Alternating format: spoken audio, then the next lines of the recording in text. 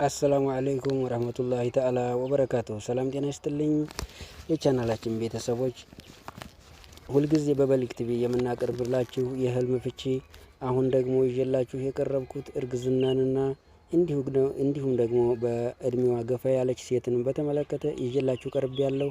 ለቻናላችን አዲስ የሆናችሁ ሰብስክራይብ እያደረጋችሁ፣ ነባር ደግሞ ላይክ እያደረጋችሁ እስከ ቪዲዮ መጨረሻ ተከታተሉን። ሁልጊዜም ስለምታበረታቱ እናመሰግናለን። አሁን ወደ 10,000 እየተጠጋን ነው። እንደምታስገቡንም እርግጠኛ ነን። ወደ መጀመሪያው የህልም ፍቺ ሲሄድ ልጃገረድ ሴት ማርገዟን ያለመ አንድ ሰው በህልሙ ልጃገረድ ሴትን በህልሙ ካየ ይህም ተስማሚ ባል ልታገኝ ነው ማለት ነው። ወይም ደግሞ ለወንዱም ደግሞ ተስማሚ ሚስት ሊያገኝ ነው ማለት ነው።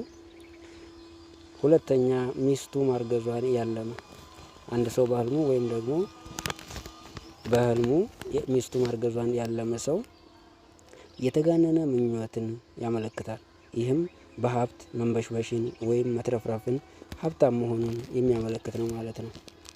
ሶስተኛ ላይ የምናገኘው የተራቆተች ሴት ማለም ወይም ደግሞ ልብሷን ራቁቷን የሆነች ሴት ካለመ በዛ በሰውዬ ላይ ሀሜትና አሉባልታ ይበዛበታል ማለት ነው።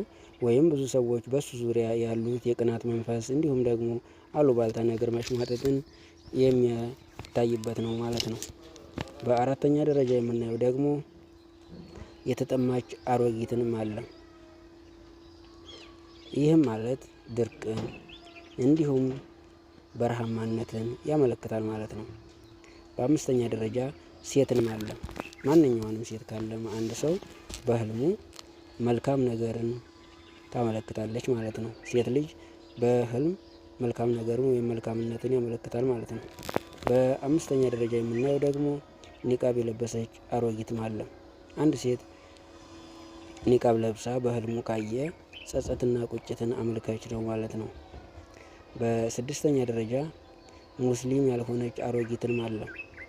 ህልመኛው በህልሙ አንድ ሙስሊም ያልሆነችን ሴት በህልሙ ካየ በወንጀል የተሞላ ህይወት ወይም ደግሞ የተለያዩ አስጠያፊ ነገሮችን ያመለክታል ማለት ነው።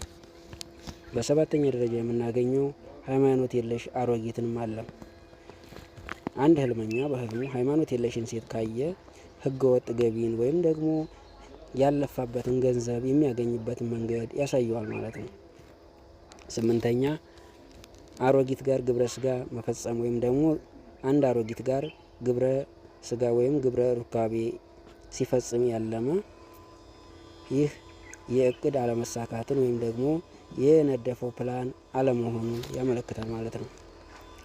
ዘጠነኛ የተዳከመች አሮጊትን ማለም። አንድ ሰው በህልሙ የተዳከመች አሮጊትን ካየ የድርቅ ዓመት መምጣቱን ወይም ደግሞ ጠንካራ ሆና ካያ በዛ ተቃራኒ ደግሞ የስኬትን ወይም ደግሞ የሀብትን ወይም ብርታትን ያሳያል ማለት ነው። አስረኛ ወደ እርጉዝ የምትቀርብ አሮጊት ማለም። ወደ እርግዝና የምትቀርብ አሮጊትን ካለመ መልካም ግንኙነትን ታመለክታለች ማለት ነው። አስረኛ ሳቂታና